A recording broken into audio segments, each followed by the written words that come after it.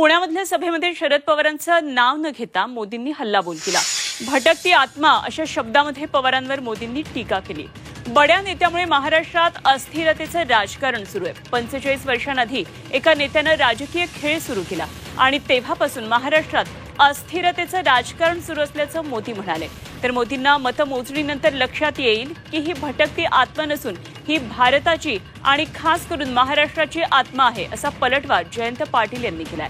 तर महाराष्ट्रात मोदींचा अतृप्त आत्मा असल्याचं म्हटलंय।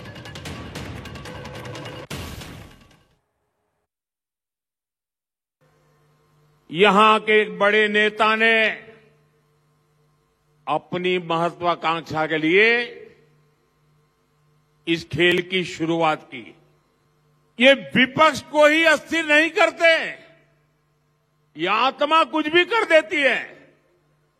अमृत नोनी गॅस्ट्रिन, अपचन, ऍसिडिटी, गॅस्ट्रबल ह्यापैकी तुम्हाला कुठलाही गॅस्ट्रिक प्रॉब्लेम झाला, उपाय एकच, अमृत नोनी गॅस्ट्रिन। वो अपनी पार्टी में भी ऐसा ही करते हैं और ये आत्मा ऐसा करती है, परिवार में भी कर देती है। और 19 में तो उन्होंने जनादेश को ही इतना बड़ा अपमान किया, वो महाराष्ट्र की जनता भली भांति जानती है। और आज सिर्फ महाराष्ट्र को अस्थिर करना ही आत्मा को संतोष नहीं होता है, देश में अस्थिरता पैदा करने का खेल चल रहा है। त्यांनी शरद पवार साहेबांना आत्म्याची उपमा दिली, पण नरेंद्र मोदींना मत मोजल्यानंतर लक्षात येईल की हा, त्यांनी सांगितलं, ही भटकती आत्मा 45 साल के पहले से महाराष्ट्र अस्थिर करने में जुटी हुई है, अब देश अस्थिर करना चाहते हैं वगैरे वगैरे वगैरे। पण ज्या दिवशी मतं मोजतील त्यावेळी नरेंद्र मोदींना कळेल की ही भटकती आत्मा नाही आहे, ही भारतातली आणि खास करून महाराष्ट्राची आत्मा आहे।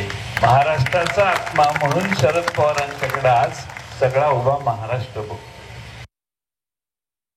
मोदींचा एक अतृप्त आत्मा आहे आणि तो आत्मा महाराष्ट्रात भटकतो आहे। आणि हा आत्मा जेव्हा भटकतोय, असे अनेक आत्मे महाराष्ट्रात 450 वर्षापासून भटकत आहेत। औरंगजेबाचा आत्मा, अफजल खानाचा आत्मा, जे महाराष्ट्राचे शत्रू आहेत, जे मराठी माणसाचे शत्रू आहेत, ज्यांना महाराष्ट्रानं गाडलंय, अशा सगळ्यांचे आत्मे महाराष्ट्रामध्ये गेल्या 400 वर्षापासून भटकत आहेत। त्यात हा नवीन गुजरातचा आत्मा आहे।